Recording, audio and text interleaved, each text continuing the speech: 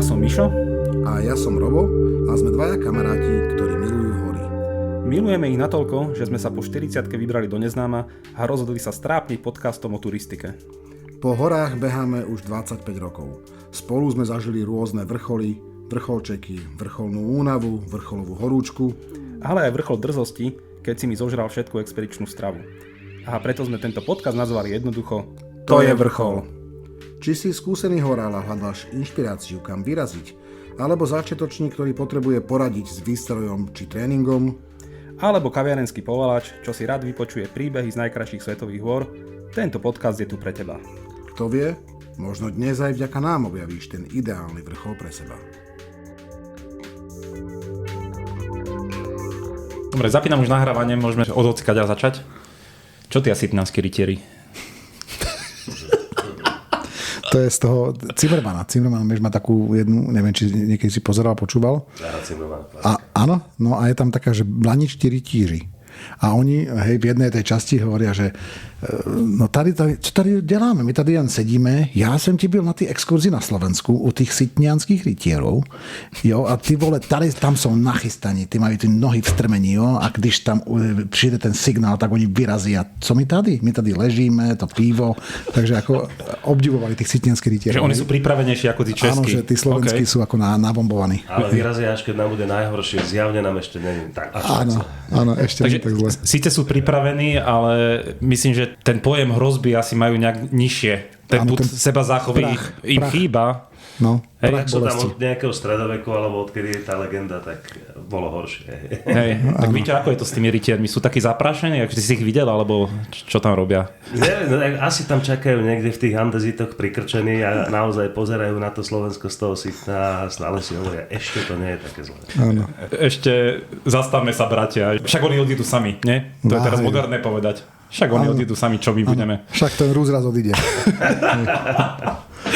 Dobre, no neviem, či toto použijeme do živého nahrávania, ale za mňa vrcholom dnešného podcastu budeme mať hneď viacero. Ja sa na to teším, keď máme viacero vrcholov, nie že vrchol je téma alebo vrchol je host.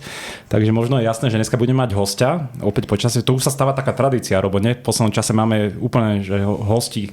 Už sa stávame sa už nadbytočnými. Áno, a keď sú tí hostia šikovní, tak naozaj my si môžeme vyložiť nohy a vlastne nič nerobiť. A toto je možno aj dnešný prípad, lebo zase porušujeme naše zlaté pravidlo, čo sme si kedysi dávno dali, že my si sem budeme pozývať najmä amatérov, pretože sami sme amatéri a myslíme si, že amatéri dokážu inšpirovať bežných ľudí lepšie ako profici, lebo každý si povie, čo ten profik, hej, ten sa tým živí, čo ja.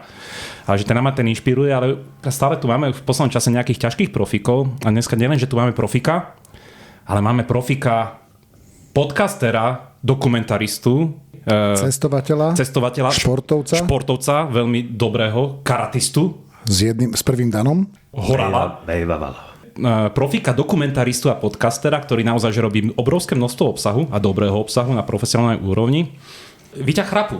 Takže Víťo, vítaj u nás v podcaste a predstav sa sám, lebo ja by som sa aj určite pomýlil pri tom množstve, čo teraz ty produkuješ, tak čo by si povedal o sebe, o svojej tvorbe? Ahojte chalani, ďakujem veľmi pekne za pozvanie do vášho super podcastu, ktorý mimochodom počúvam veľmi rád, hlavne v aute. To som si strašne obľúbil, na toto sú podcasty famózne. Proste ideš krajinou a ešte sa niečo zaujímavé dozvieš a niekoľko epizód máte naozaj že perfektných, ako sa zbaliť, ako napríklad, alebo ako tam bola tá časť o zimnom prežití napríklad. Tu som si veľmi užil, lebo som niečo podobné točil aj zažil, takže dával som si dokopy informácie aj na základe tohto podcastu. Takže veľmi dobré informácie. Mám sa výborne, trošku som chorý, ale tak nevadí, je také už trošku zimnejšie obdobie. No a predstavil si ma pekne, znie to dobre, ale tak mám 43 rokov a mám pocit, že už som to aj nejakým spôsobom toto všetko zažil a odžil, takže máš pravdu, že som v tom aktívny, mám rád šport, mám rád prírodu, outdoor veľmi, kedysi veľa rokov karate, potom som sa dostal k televízii, k médiám, dokumentaristike. Možno povedz viac o tých tvojich aktuálnych reláciách alebo podcastoch, ktoré teraz vyrábaš. Tak v prvom rade ma živí relácia Sila pohybu, je to taký športovo-cestovateľský dokumentárny štýl, ktorý vysielame na slovenskej televízii Šport. Robím to s mojim bratom, ktorý je tiež filmár, Roman Chrapá, športovec. Je to o rôznych krajinách, vyberieme si nejakú peknú, zaujímavú destináciu a ideme tam proste robiť nejaké pekné outdoorové veci. Takže napríklad vyrazíme do Dolomitov a vylezieme nejaké pekné feraty, alebo ideme do Bosny a Hercegoviny a dáme si rafting na Tare, potom vylezieme na Durmitore, Bobotov Kúk. No a toto všetko mapujeme, vždy ideme s nejakou dobrou partiou, našťastie takých mám viacero. Takže je fajn, keď na obraze je viac ľudí a veľmi podobné krvné skupiny, takže vždy dáme dokopy takú expedíciu, je to dovolenka, pracovná dovolenka, takže my si nemusíme z dovoleniek fotografie, ale rovno nám ostane nejaký dokument. Takže tí chalani, čo chodia s nami, tak tí sa strašne tešia, lebo proste im ostane profesionálne spracované video, ktoré je potom ešte aj v televízii, takže chodia veľmi radi. Ja mám teraz novú úlohu v tomto podcaste, hej, teraz tak sa ti akože vlúdiť, hej, že aby si aj nás zobral nás nejakú expedíciu, lebo teraz to chcem absolvovať s tebou, ako, hej, a ešte máš tomu aj profesionálne video. Konečne budeš mať si tvojich pekných destinácií a poriadne záznamy, čo ty vždycky pozerám na tvoje fotky a hovorím si, že tebe tam bola škoda, fakt. Takže negatívne, hej. Áno, niečo vymyslíme, chalani. Fotograf zo mňa nebude. Veci pocestované, jasné vec. Dobre, ale ja možno aj spomeniem, že veľmi sme s Robom zvažovali, že na čo všetko víťa tuto v dobrom použiť, že v čom všetko nás môže inšpirovať, či ako športovec, či ako horál, či ako dokumentarista, čo je pre nás mimoriadne zaujímavé. Mali sme tu fotografa pred pár mesiacmi, že možno bola super téma, aby nám dal nejaké tipy a odporúčania, ako robiť dobré dokumenty pre mnohých ľudí, čo teraz dokumentujú amatérsky na YouTube svoje dobrodružstva.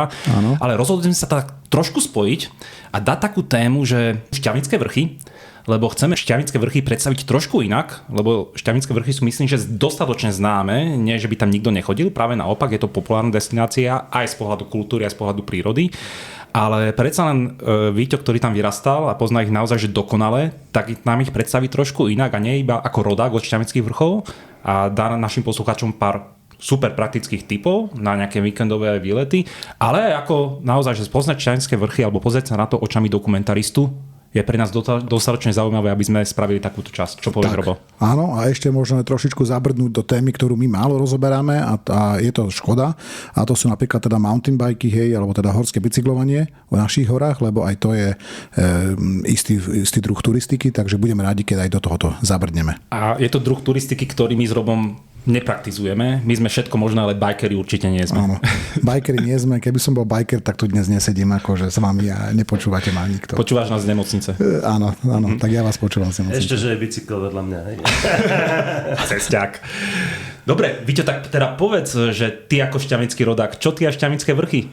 Ja som rodák zo Žarnovice, malé mestečko, ktoré ľudia väčšinou poznajú cez plochu dráhu. Zaujímavé motoristické podujatie, jedinečné nášho druhu na Slovensku, aj s našim veľkým šampiónom Maťom Vaculíkom, takže my sme všetci chceli byť plochodrážnici ako deti v Žarnovici. Vážne? No jasné. Veľmi netypické na Slovensku. Tam je proste úplne že jednotka, takže keď sa tam hrabe futbal, alebo tenis, alebo hokej, tam plochá dráha ide, niekedy príďte na preteky, je to ohromný zážitok. Doteraz je to tak populárne? No, jasné. Teraz to zažíva renesanciu, je tam taký nový Speedway motoklub, ktorý kedysi tam boli o 70 80 rokoch 10-15 tisíc ľudí na štadióne. Wow. Veľký štadión, to je viac ako futbal. Ľudia sa pozerajú na motorkárov, ktorí krúžia dokola, má to grády, má to gule, je to strašne atraktívne. Potom veľký útlm, jedno podujatie do roka, Zlatá prilba, a teraz tam prišiel ten nový klub a robia tam už nejakých sériu podujatí. No a obklopený tou peknou prírodou v okolí Žarnovice, povedzme si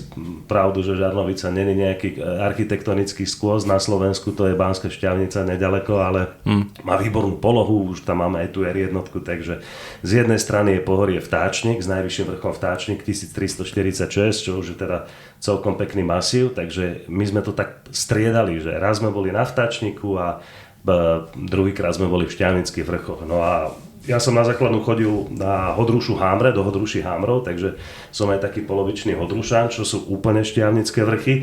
No a asi 5 alebo 6 rokov dozadu naši postavili chatu nad Hodrušou Hámre, čas Kopanice, takže som sa do Šťavnických vrchov totálne zaboril. Sme tam častejšie ako v Žarnovici, lebo máme chatu pri jednom z tých tajchov, volá sa Kopanický alebo Moder Štôňanský tajch. No a čím som starší a čím som toho viac precestoval, tak zistujem, že som do tých Šťavnických vrchov úplne zamilovaný. Ako mám rád vysoké hory, chodím veľa do hôr aj vo svete, aj v Európe, na Slovensku. Milujem západné Tatry, to je pre mňa najkrajšie pohorie. Podobne to máme. Tu sa zhodneme, áno. Tak to je asi jasné. Ale tie Šťavnické vrchy, aj keď napriek tej rozlohe, že nie sú nejaké veľké a ani nad morskou výškou, ale sú členité aj tým svojim zložením, tým, že sú to sopečné pohorie, tak je to naozaj, že vieš tam nájsť aj také veľmi hlboké údolia a sú tam aj také dosť dobré stúpania, prekvapivé a niekedy ma prekvapí tá divokosť až tak, že mám pocit, že už som videl toho veľa a stále tam nachádzam niečo nové. Takže... Je to botanicky pestré a zaujímavé. Áno. A k tomu sa možno aj dostaneme, alebo že kým začneme tak hĺbšie ísť na také naozaj, že chuťovky v Šťavnických vrchoch, ktoré nie každý pozná, tak si povedzme možno úplne na začiatok pár základných faktov, lebo verím tomu, že aj pár poslucháčov možno tam ešte ani nebolo, však počítajme aj s tým, že tam ešte nebolo a skúsme tak predstaviť možno v pár základných číslach, o čom sú Šťavnické vrchy. No, tak môžem ja trošku, tak ich veľkosť sme sa už s Víťom bavili, hej, že je asi 77 000 hektárov, hej, to len tak pre informáciu. Mňa prekvapilo napríklad, že pozostávajú z takých 4 celkov. Ja som si aj nevedel predstaviť, že to, že všetci poznáme Sitnu a teda tú Sitniansku vrchovinu, možno, že Hodružskú hornatinu a Skalku, že to sú také ako keby možno až jasné veci, ale napríklad, že ešte ich súčasťou sú aj Kozmálovské vršky, ktoré sú úplne na juhozápade až ku Tlmačom, ku Leviciam sa ťahajú a v podstate to také malé, myslím, že tam majú okolo iba 500 metrov výškových, hej, čiže to sú také vršky naozaj, ale sú súčasťou Šťavnických vrchov. A Víťo, ty si spomínal, že tuším aj táto HKO je najväčšia na Slovensku? Rozlohou je najväčšia na Slovensku. Áno, čiže najväčšia chránená krajinná oblasť na Slovensku. Ja by som pristal, že by to mohol byť aj národný park minimálne. Je tam veľa rezervácií. Áno. A ešte doplním, že sú tam aj pralesy. Lebo Šťavnické vrchy ako banická oblasť boli samozrejme veľmi drancované, pretože potrebovali kopec dreva tí baníci. Áno. Už v podstate od toho 15. 16. storočia. A veľmi málo lesov sa tam zachovalo pôvodných. A práve takých pár zbytkov, čo sa zachovalo, sú práve v oblasti Sitna, takže ten prstenec, keď sa pozriete na Sitno z nejakého dronového záberu leteckého, tak on je tak obkolesený takým tým andezitovým prúdom toho stratovulkánu a práve pod ním, tak to sú také tie pôvodné pralesy. A je to z tých dôvodov, že vlastne tí baníci, čo kočovali tie lesy, tak do týchto ťažkých lesných porastov sa ťažko dostali. Takže v podstate tie lesy ostali neporušené. Takže tam sú tie pôvodné duby a hlavne buky. No a potom nad Hodrušou je strašne pekná oblasť, volá sa Kašivárova, to vám dávam do pozornosti. To je naozaj že jedna z takých tých najväčších pralesov Šťavnických vrchov a sú tam 400-ročné duby. Tam keď vymaknete naozaj, že nádherné počasie, bezzásahová zóna, takže popadané stromy, jeden cez druhého, plné machov. To už dneska málo kedy vidíš. Presne tak, fotografii sa tam môžu vyblázniť, takže dokonalý prales s krásnymi starými pôvodnými dubmi. A potom ešte oblasť Drastvica, to je medzi Voznicou, Dedinami a Rudnom nad Hronom a Veľký Žiar. Tam sú tiež také veľmi ťažké prístupné terény, to sú také jedno z tých najvyšších Šťavnických vrchov, čiže aj tam tým baníkom sa asi nechcelo veľmi chodiť do tých exponovaných terénov, tak tam sa uchovali tie pralesy, inak tie lesy v tých Šťavnických vrchoch sú pomerne mladé, takže... Áno. Ale ja som sa teda dočítal, že to až 65% HKO je zalesnená, hej, čiže sú lesy, čo je v celku dosť. Takisto ešte, ak môžem, že HKO je to v roku 1979, hej, čiže relatívne asi, že mladá chránená krajinná oblasť. A keď si spomínal tie mladé lesy, tak práve ja sa priznám, že mám nejakú minulosť v Banskej Štiavnici. Povieš, ako ja viem, ale akože neviem, či chceš. 5-6 rokov som tam chodil za frajerkou, takže mám ju akože dosť tiež schodenú. Áno, ale nie tak ako Víťo, hej, ale mám to tiež trošku schodené. Týmto ju pozdravujem do Banskej Štiavnice. Ale ja si pamätám, že tam je asi aj možno najvýznamnejšia lesnícka škola v Banskej Štiavnici a práve tejto výsadbe asi, že sa aj venovali v tomto ako okolí Banskej Štiavnice. Áno, tak môj otec absolvoval lesnícku školu, on bol lesník celý život, už je na dôchodku, pozdravujem ho. Takže áno, to bola najvýznamnejšia lesnícka a stále je na Slovensku. Úžasné študovanie, hneď je to krásna historická budova, hneď oproti je banícka. Takže toto školstvo v Štiavnici tam má veľkú históriu. Za školou je krásne arboretum, kde nájdete sekvojovce obrovské, kde sa učia tieto dreviny. To ste si prešli. Mňa si iba pohľadil po duši tým, jak si spomenul, že tá bezzasahová zóna, že kde sú stromy popadané, mňa až tak akože až tak ma nadhodilo na stoličke, že ježiš, tam musím ísť, lebo ja sa priznám, že mne je toto strašne vzácne. Preto napríklad nerad chodím do nízkych Tatier v lete. Hej, že v zime je to aspoň všetko pod snehom, ale že ja keď vidím tie rubaniska alebo že tie holorúbiš všade, tak duša trpí. Presne, že mne sa tam zle chodí a že je také pohľadené, že konečne vidím spadnutý strom, ktorý tam práchnevie a nikto ho nerieši a že to je úplne krásny kus prírody. Takže ak toto by som chcel vidieť, tak Štiavnické vrchy odporúčaš? No, ale práve tie pralesy alebo tie rezervácie, lebo sú to aj hospodárske lesy, ťaží sa veľa, takže tomu sa nevyhneme. No, ale v tom prípade Tichá Kôprová dolina a projekt Erika Baláža, tam si zgustneš, takže to je totálne bezzásahová zóna. Hej. No a spomínali sme ešte aj, ty si hovoril o tom stratovulkáne, hej, a teda Banská Štiavnica, ale tej banickej činnosti a Banská Štiavnica okolie je známe práve touto činnosťou banickou a to je tam 140 druhov ako minerálov, čiže bola to bohatá oblasť, takže keď niekto by ešte chcel si privyrobiť, tak môže hľadať zlato, ktoré sa tam určite nachádza. No neviem, či viete, ale ešte stále je tam aktívna baňa, ktorej sa darí veľmi dobre.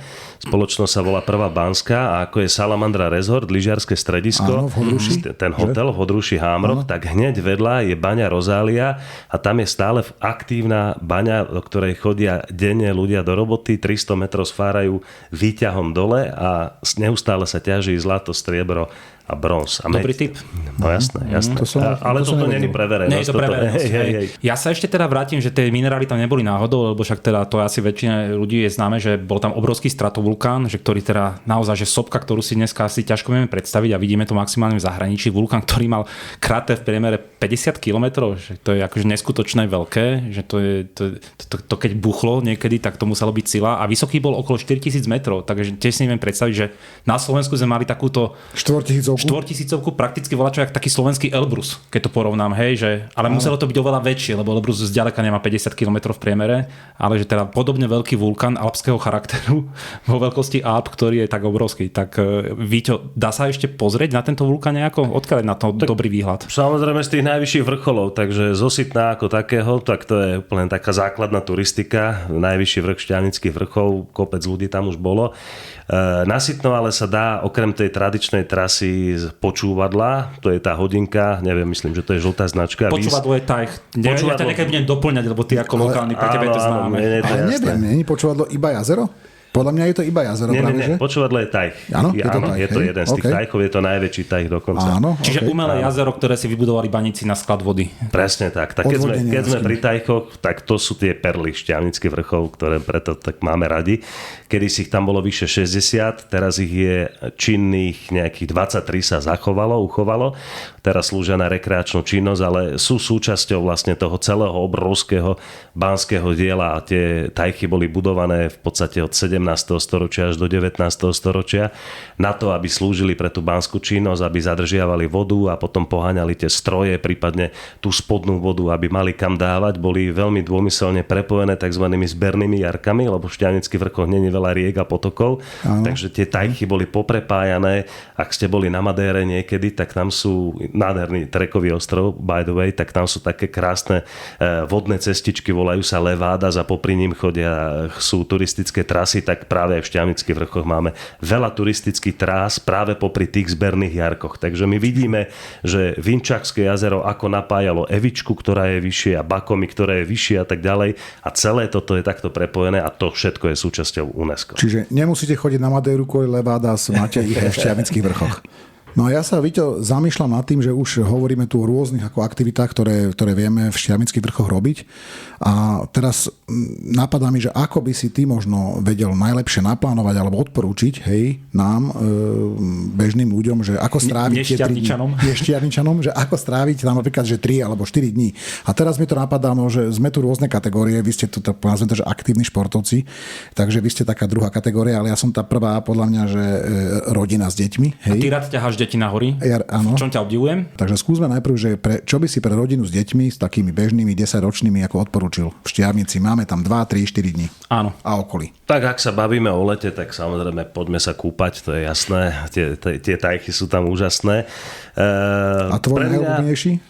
Pre môj najobľúbenejší je Bakomyho rybník. Poznáte ho? Vôbec. Nie. Prvýkrát počujem. Štiavnické bane, poznáte dedinu? A tam sú 3 tajchy. Oni sú ide tá hlavná cesta a na jednej strane je Vinčachta a kúsoček pod ním je Evička, ale ešte na Vinčachtov je malé skryté jazero a to sa volá Bakomy. Treba tam zájsť. Je to naozaj, že kúsoček na to Vinčachtov a je obklopené nádhernými smrekmi zelenými, ktoré sa proste odrážajú z tej hladiny, je také zelené, je tam nádherná čistá voda, je tam málo ľudí, není tam žiadny bufet. Ale tá Vinčachta je naozaj veľmi kúsok, kde už tie bufety sú, čiže choďte si pozrieť Bakomy. V máji alebo v apríli je najkrajšia veľká vodárenská, to je nad Štiavnicou s tou svojou povestnou tyrkysovou farbou, ojedinelou. Inak tá je preto, lebo tam vlastne vyteká voda z niektorej z bane, ktorá je nejak prudko mineralizovaná a je tam rozpustený nejaký druh minerálu, ktorý je taký modrý. Čiže tá modrá nie je úplne prirodzená, čiže je to tam celé takto namiešané a v lete už potom ide tak do zelená ako ostatné tajchy, keď je trošku teplejšia, ale príďte v máji, tak Plitvické jazera, Vinetu. Áno, to je ja sa priznám, že ak som mal nejaký tajch tam akože oskúšaný viackrát, tak to bola práve veľká vodárenská, ale priznám sa, že nie v máji. Mne tam bola už aj v auguste zima. Hej? A ja zase poviem, musím Víťovi dať za pravdu, že za mňa tie Štiavnické vrchy majú neuveriteľné čaro práve prelom apríl-máj a z jedného dôvodu, akože teraz nepoznáte ma chalani z mojej romantickej stránky, ale tie čerešne, čo sú tam to zakvitnuté, že to sú, tie lesy vyzerajú úplne inak, že to je také tie japonské záhrady, hej, tie samurajské s čerešňami. Ja som síce naplánovaný nejaký trek dlhý, ale že sem si musím sadnúť na deku a proste piknikovať, lebo to bolo neuveriteľne pekné, keď tam kvitnú tie čerešne. Víte? Ale na druhej strane aj taká jeseň, akože podľa mňa vie v Štiavnických vrchoch potešiť. No, tá jeseň už je podľa mňa čím ďalej, tým kratšia. Tá úplne taká tá najfarebnejšia, ale tento rok som si to mimoriadne užil, lebo som tam akorát bol a mal som tam aj partiu na návšteve a sme vymákli taký deň, že to hralo proste všetkými tými farbami, ktoré chceš na jeseň vidieť, takže toto sme si strašne užili. Aj zimu som si nedávno užil, teraz to nahrávame neviem kedy, koncom novembra, takže týždeň dozadu nasnežilo celkom prekvapivo, boli sme nasytne, čiže veľmi skorú zimu. Tie snehy v mojom detstve boli úplne inak samozrejme nastavené v tých Štiavnických vrchoch, pamätáme si metrové, dvojmetrové záveje, teraz je to už slabšie, čiže aj to lyžiarske stredisko už musí zasnežovať a tak ďalej, čiže už to není o tých lyžovačkách, ale stále sa tam dá aj skialpovať, aj bežkovať. Ale to naozaj, že musíš vymaknúť dobrý mesiac. Vráťme sa ale k téme, aby sme lebo to sa strašne ľahko odbieha. Ideme naspäť. Rodina, víkend, deti. Máme to jazero Bakomy, hej? Bakomy. Dobre. Už som ich vykúpal, hej, a teraz mi z ničoho nič prišli deti, že chceme ísť na nejakú turistiku, hej, čo je asi nulová šanca, ale povedzme. Tvoje nie, ale také iné deti. Áno, bežné. No, turistiku veľmi príjemnú pre deti ti poradím úplne famóznu a to je podľa mňa najkrajšia časť pre mňa, okrem Sitna, lebo Sitno je najznámejšie a najvyššie, ale podľa mňa asi aj najkrajšie, lebo tam... A aj ľahké relatívne. Relatívne ľahké, jasné. Ale čo je veľmi ľahký trek je, keď si predstavíš, že vyjdeš hore lanovkou na Salamandre, to sa volá veterné sedlo a teraz keď vyjdeš lanovkou, tak sa pustí doprava. A to sú tam také trávnaté batvošteky, je ich tam nejakých 6-7, dole pod nami je dedina Horná Roveň, potom sú to Štiavnické bane a vlastne sa dá prísť až na to Bakomy, Vinčachtu a tak ďalej. A tento trek s tými batvoštekmi v lete, tak to je úplná nádhera podľa toho. A stále vidíš Sitno na tú druhú stranu. Je to veľmi príjemné, tak krásne tam pofukuje a to je také stredné Slovensko. Vzdialenosť tak by som povedal. Asi aká? To je ľahký trek, asi 6-7 kilometrový. Asi to je proste taký jeden taký súvislý pekný hreben takými trávnatými batvoštekmi. Niečo ako hrebeň Veľkej Fatry, ale v malom. Štiavnický vrch. Áno. A vieš to spojiť aj s tým jazerom. Hej, s tým tajchom. Všade sú jazera. Všade sú jazera. Takže treba zobrať plavky a treba sa vykúpať. A keď sme pri tých deťoch, tak dajme tomu, najprv by som začal tým trekom, potom sa vykúpate v tom Bakomy a od Bakomy už len kúsoček cez Vinčachtu, cez to druhé jazero do Štiavnických baní, kde je základná škola, kde som nedávno aj filmoval, Maximiliána Hela, majú vyučovací predmet sokoliarstvo. Je tam riaditeľ, volá sa Pali, úplný blázon, ktorý tam proste priniesol takýto predmet. Majú tam neuveriteľné dravce, on je zapálený človek a stala sa to jedno z najvychytenejších škôl, kde ľudia na základnej škole, detská, okrem telesnej geografie, majú svojho dravca, vtáka, o ktorého sa starajú 8 rokov. Som prekvapený, až šokovaný. Majú svoje mená a učiť tieto deti proste sa starať o dravce, o vtáky, chodia si ich tam púšťať na tie lúky, na Bakomy a tak ďalej. A a robia tam predstavenia. Čiže sú tam v tých klietkach, čiže dajú sa prísť pozrieť, každý má svoje meno, nejaký príbeh, sú tam dravce aj zo zahraničia, ich taký symbol je ten orliak bielohlavý, ten čo je na americké zástave, čiže ten tam je taká akože hlavná hviezda, ale sú tam naše orly, sokoly, myšiaky, jastraby, aj kopec všelijakých zahraničných dravcov. No a tie deti sa o to starajú v rámci toho vyučovacieho predmetu, ale ešte tam robia aj takú show, je tam taká malá tribúnka a si tam púšťajú tie dravce, lietajú tam ľuďmi na hlavy a tak ďalej a to decká úplne milujú. Takže toto by som veľmi rád doporučil. No dobre, Víťo, a teraz kebyže nemám tie deti a že mám trošku možno viacej času ako na tú aktivitu, hej, čiže viem dlhšie stráviť. A sily? Áno, a sily v tých lesoch a horách, tak možno čo by si mi ešte odporúčil, kebyže mám priestor. Ja to možno iba doplním, že chcem sa zničiť na nejakej ťažkej turistike a nechcem ísť na Sitno, lebo Sitno poznám. Čo by si mi dal? Tak Šťavnické vrchy, ako som povedal aj v úvode, nie sú nadmorskou výškou nejaké veľké, Sitno má 1009, ale ešte tam máme 3 vrchy, ktoré majú nad 900 metrov, Petrov vrch, Paradise a Tanát. Na všetky 3 sa dá ísť, všetky 3 sú veľmi pekné aj z pohľadu nejakých pohľadov a panorám, takže toto keď si vybehnete a tie prevýšenia sú tam celkom dobré, tak si myslím, že sa celkom viete dobre zničiť. Podľa mňa sú špecialitou Šťavnických vrchov rôzne náučné chodníky, ktorých je tam veľa. Odrážajú celú tú banskú históriu, ale aj lesnickú históriu, takže okrem toho, že vidíte neustále nejaké pekné výhľady, buď na Banskú Štiavnicu, alebo na zvyšok hôr. Keď je dobrá viditeľnosť zo Šťavnických hôr, viete perfektne vidieť Nízke Tatry, časť západných Tatier, aj Krivan, dokonca Polanu, samozrejme, Matru Maďarsku, čiže od Tatier k Dunaju to vidno zo Sitna, takže tak, jak sa spieva veľa, toto tam máme. Takže museli to tvoriť na Štiavnických vrchoch, túto pesničku. Hej? A mali to na jeden pohľad. Inak spomínal si ten Paradise Tanát. Paradise. To je taký zvláštny názov a že on sa nepíše po anglicky ako Paradice, hej, ale on je Paradise. Je to taký poslovenčený. Paradise. A ja som si o ňom prečítal, že on je strašne populárny pre tých geológov, ale ty si aj geológ inak vyštudovaný. Geograf, sorry. Ale je to teda podobné. Mali sme geológiu, hej. Študuješ aj, je to príbuzný odbor, že on je pre geológov zaujímavý, lebo že ten Paradise je tiež nejaký vulkán a že on je priam že dokonalý nejaký ukážkový vrch, na ktorom vyučujú nejaké predmety. Je to tak?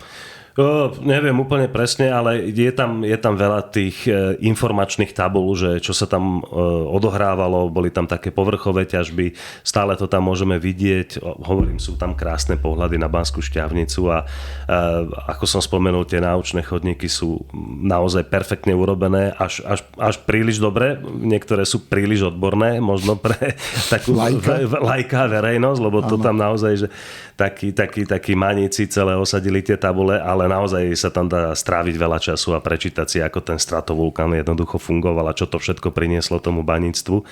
Takže toto, no a moje milované bicykle, podľa mňa Šťavnické vrchy a horské bicykle, to patrí k tomu, to patrí k sebe, no a vďaka občianskému združeniu Bajkom k Tajchom, pozdravujem chalanov z Hodruše Hámrov, z mojej dediny, ktorí vytvorili cyklotrasy, vyznačili v celkovej dĺžke 250 km, čo je celkom fajn.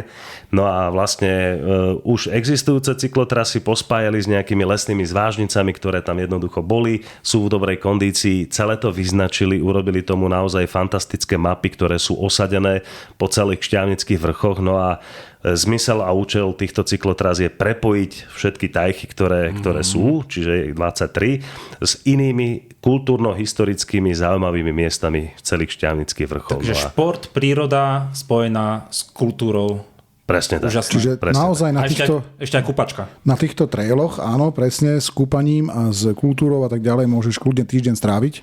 Každý deň si dať 40 km, hej, a zažiť aj niečo ako kultúrne a okúpať sa, tak to vieš pekne pospájať. To je celkom dobrý Bez tip. problémov. Treba byť ale trošku pripravený, lebo tie terény sú členité, ale vieme si prečítať, aj majú chlapci, tuším, nejakú webovku, kde vidíš tie prevýšenia, takže každá tá trasa má nejaký názov, ktorý odkazuje na tú tú banskú históriu, že Mikovínyho zelená jazda, dajme tomu z Rudna nad Hronom až niekde do Vyhieň a podobne. Oni sú rozdelené, tuším, na 4 oblasti. Odruská, Belianská, Vyhnianská, Bánsko-Šťavnická. Už ich mám pojazdených teda dosť, ale stále nie všetky. Stále objavujem tam hlavne okolo Hodruše, Kopaníc, smerom na Šťavnické Bane, Šťavnicu. No a to mám aj také, že ktoré chodím stále, lebo nikdy to není to isté. Vieme, ako to v prírode je. Vždy je iné počasie, vždy si inak naladený, niekedy vlázeš viac, niekedy menej. Zatiaľ e-bike nepoužívam, ale príde aj ten čas, to tam je veľmi populárne. Áno. Chodia dôchodcovia, ale tak sú na čerstvom vzduchu a perfektná pohybová činnosť. Takže... Tie trasy je mi jasné, že si vybereš aj podľa prevýšenia, alebo že to potom ideš pomalším tempom, alebo si prípadne požičaš ten e-bike, ale že sú tam aj nejaké vyslovene náročné, že nejaký downhill alebo nejaká taká časť, ktorá je technicky nejaký zjazd, ktorý je technicky ťažký. Čo si užije taký maník ako downhillový. Sú tam samozrejme aj jazdy, no tak ako čo vyšlapeš hore, to sa potom niekde odzrkadli neskôr, takže treba byť pripravený, treba mať helmu. Tu ja nenosím úplne vždy, to by som nemal hovoriť, ale tak jednoducho helma tam musí byť. No a je tam ešte taká zaujímavá vec, na Salamandre volá sa to Heligon a tam je upravený trail, ako poznáme tuto v Bratislave na Kamzíku, rôzne preskoky a lavičky a mostíky a podobne. Tak toto Šťavnický vrchol veľa není, ale táto je práve taká celkom známa, takže tam chodia aj takí našľahaní borci, ktorí to dávajú proste do plnej rýchlosti. Áno. A teraz si aj spomenul inak, pri tých Salamandroch mi napadlo, že toto je veľký akože hit aj v Šťavnických vrchoch. Práve prítomnosť tohoto zaujímavého mloka Salamandru, že to tam ako nachádzame. Takže pri tom bajkovaní pozor na nich. Vyznačujú sa, že majú takú vestu, high visibility jacket, ako nosia, takže ich neminiete. Je ich tam dosť, hlavne po daždi. Je to taký symbol Šťavnický vrchol. Áno. A inak je ich tam dosť, ale je to chránené zvieratko. Je to chránené zviera a Špánska Šťavnica má potom aj tzv. Salamandrové dni a je to niekedy na jeseň a sú to banské slávnosti tou krásnou historickou ulicou, vidú rôzne banské sprievody z iných banských miest Európy, čiže prídu Česi, Maďari, majú krásne uniformy, Rumúni a pije sa burčak popri tom, takže veľmi fajn udalosť. Mne by ešte nedalo nespomenúť moje obľúbené miesto, ktoré patrí vlastne k Šťavnickým vrchom, je Kamenné more. A tam sa strašne rád vraciam, je to pri Vyhniach. Ja to odporúčam, lebo nikdy som nemal taký pocit, že nie som na Slovensku. To, keď si predstavíte, volá sa to Kamenné more, je to presne, popisuje to ten názov. Sú to kamene, ktoré vyvrhla kedysi sopka a sú na takej veľkej ploche, takže naozaj sa tam človek prechádza po obrovských balvánoch. Ja mám chvíľu pocit, že som na Marse alebo na Mesiaci. A to som mal jediný pocit naozaj, že to bolo také miesto, kde som sa cítil trošku ako kozmonaut. Chodili sme tam už od detstva. Dobrý tip, dlho som tam nebol. Pôjdem si to asi znovu užiť. Áno, lebo to si mal v podstate do Žarnovice kvázi najbližšie smerom do Šťavnice, tak tie Vyhne sú asi prvé po ceste. Do Vyhne sme chodili veľa, aj sme sa tam kúpavali, kedy si tam bolo, teraz už je tam vodný raj Vyhne, už také trošku väčšie kúpanie s termálom, ale kedy si tam bolo také veľké kúpalisko, tuším aj 50-ka tam bola, tam sme všetci povinne chodili sa kúpať ako decka. No a my sme sa s Víťom ešte pre touto reláciou rozprávali aj o tej tvojej teda činnosti, zábavke, hej, a v podstate aj chlebičku každodennému.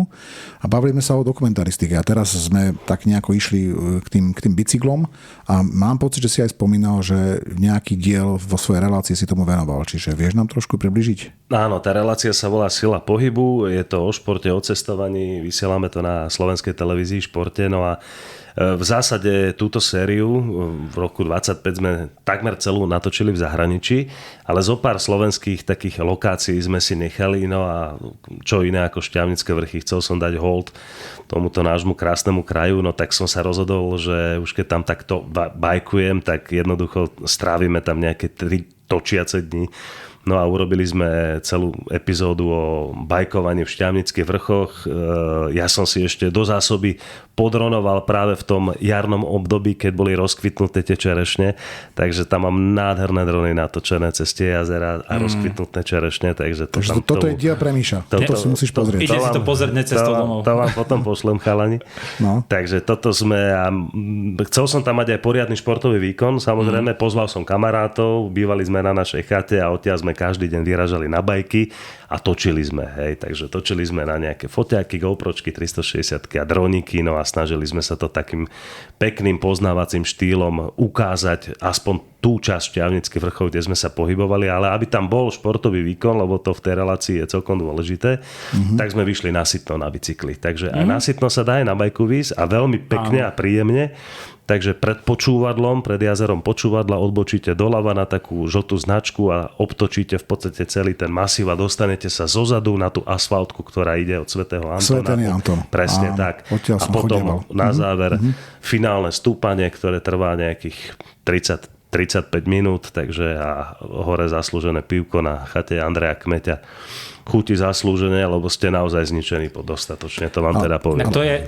Sitno je obľúbený vrch mojej manželky, lebo ona teda je z Poľska, už som to párkrát spomínal v podcaste a pre ňu bol najväčší šok, keď sa dostala na Slovensku, teda ja som povodil po prírode a bola rada, že sú tu pekné miesta a už aj je obľúbené, ale čo jej nevedelo dosť do hlavy, ona teda nie je úplne že ten najšportovejší typ, čo sa týka hôr.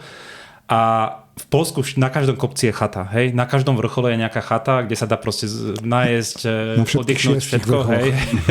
Ale všade v Beskidoch, hej? A u nás proste chodí a že ideme hore a ona sa pýta, kde je tá chata, hej? A vždycky je sklamaná, že keď není proste chata hore. Ale Sitno tam bola úplne šťastná, lebo ľahšia turistika, chata hore. Čo je to vrch bez chaty, hej? Hej, presne. Vrch bez chaty sa úplne ako nepočíta. Sitno to splní. To bola horáreň kedysi, potom tuším vyhorela a potom to dali dokopy a od roku 2020 zase prebehla nejakou rekonštrukciou a je tam teraz veľmi príjemný chatár, dá sa tam prespať za 10 € na noc a tak ďalej. Vždy má nejakú polievočku, nejakú kapustnicu alebo fazulovicu uvarenú, načapujú tam, alebo myslím, že nečapuje, dávam nejaký dobrý sitňan, samozrejme, čo iné na sitne, takže je tam gitara, je tam piecka, je tam všetko, čo treba na chate.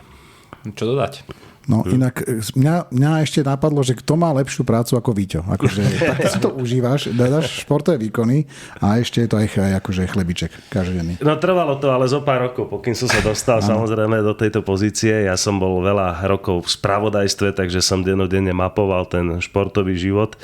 Ale potom už ma to prestalo baviť, lebo sledovať športové spravodajstvo, ale akékoľvek spravodajstvo je vlastne ako sledovať počasie, lebo na druhý deň je to zase úplne inak. A namakali sme sa na tých športových príspevkoch, vyhral, prehral, remizoval, alebo stalo sa, nestalo sa. Tak určite. Tak určite. A na druhý deň to išlo do koša, čo ma strašne mrzelo, lebo tiež to vyžadovalo veľa práce, ísť tam natočiť to, postrihať to, dať tomu nejakú pridanú hodnotu a potom to išlo preč, lebo proste to spravodajstvo balí každý deň nové veci. Takže preto som odbehol aj do tejto publicistiky, dokumentaristiky, ktorá je trvácnejšia a tieto veci zostávajú. Čiže inými slovami si to zaslúžil v podstate. Zaslúžil, presne tak. Inak teda, už náš čas sa bude krátiť pomaličky, takže ja už rozmýšľam, ako by som to uzavrel, ale ako sa takto pekne rozprávame o Šťavnických vrchoch a prakticky máme problém, že volá kde sa pozastaviť, alebo že nespomínať ešte volačo, tak ja som sa úplne na to opäť navnadil. Priznám sa, že som tam nebol niekoľko rokov, tak teraz mám dôvod, že musí sa tam vrátiť. A takto keď na tým teraz rozmýšľam v tejto debate, za mňa Šťavnické vrchy sú miesto, že kebyže príde sem prvýkrát na Slovensku, ale možno aj do Európy nejaký Japonec, dajme tomu, hej, že niekto úplne, alebo Austrálčan a opýtal sa ma, že mám 4 dní a mám rád prírodu, kam mi odporučíš, že čo mám robiť, hej, tak ja teraz neviem, či by som mu práve neodporučil tie Šťavnické vrchy aj na úkor Tatier, vysokých či nízkych, či dokonca mojich milovaných západných, lebo v tých Šťavnických vrchoch mi to príde také všetko na jednom mieste, strašne pestré, prírodne, geograficky, kultúrne, hej, že tie jazera, keď si toto dáš, bajky, všetko, a je to všetko na malej oblasti, čo vlastne dokážeš tam každý deň to všetko poriešiť. Plus tá Banská Štiavnica. Neviem, či by som mu fakt, a mesto samo o sebe, ktoré je veľmi čarovné, neviem teda, že či tie Šťavnické vrchy nie sú práve miesto, čo mohlo by byť. Cez ktoré by sme mali prezentovať Slovensko pred turistov, ktorí majú radi prírodu a aj volačo navyše a ktorí tu majú naozaj že málo času a nechceme ich proste pustiť po celom Slovensku loziť v nejakom rýchliku. Pri tejto téme, Víťo, toto práve je nejaká vec, ktorú ty robíš, že teda dokumentaristika, hej, máš aj nejaké také projekty, ktoré majú propagovať Slovensko, povedzme, alebo máš niečo vo výhľade? Tak stále my sme natočili na Slovensku strašne veľa tých televíznych relácií, do toho aj dokumentárny film Via Slovakia, o tom bola reč. aj v tomto podcaste, takže myslím si, že to Slovensko ja mám veľmi hlboko v srdci, aj keď ma stále ťahajú tie zahraničné destinácie a budem ešte o ňom točiť veľmi veľa. Možno aj silu pohybu ďalší rok uvidíme, ako to dopadne v komunikácii s našim ďalším partnerom, ale ešte je tu kopec tém na Slovensku, ktoré jednoducho chcem natočiť. Chcem si zraftovať Belu, ktorá sa dá raftovať nejaké 2-3 týždne do roka, keď sa rozpúšťajú tie snehy skrývania. Také krátke obdobie, hej? To je krátke obdobie, lebo ona potrebuje veľa vody. Takže toto je tá riečka, ktorá mi chýba, lebo milujem vodné športy, do toho som sa zamiloval posledných nejakých 6-7 rokov. Tak som si nakúpil čelný pedalboardy, chodíme, raftujeme na Dunaji, som veľmi často, aj bývam teraz na Dunaji v Rusovciach, takže úplne som sa zamiloval do vodných športov, no a na Slovensku tých raftových riek není veľa. A Bela je jedna z nich, takže toto chcem určite aj natočiť, lebo toto je zaujímavé. Proste zraftovať tú Belu. To je fakt úsek nejakých 20 kilometrov od Podbanského alebo kúsok od Podbanským až do Liptovského Hrádku. Ale to musia byť akože naozaj že podmienky. No a či už to bude Bela, alebo možno nejaké iné tvoje počiny, budeme sa tešiť, Víťo, hej, lebo robíš skvelé veci a či už my, alebo naši posluchači si to určite radi pozrú. Hosťom nášho dnešného podcastu bol dokumentarista Víťo Chrapa a tu je Robo a Mišo z podcastu To je vrchol a my sa budeme niekedy na budúce tešiť na ďalšie horské témy. Ďakujem chalani, bolo to s vami veľmi príjemné a verím tomu, že donesiem ešte kopec pekných obrázkov zo sveta, najmä zo Slovenska. Ďakujeme, Víťo. Čaute. Ahojte.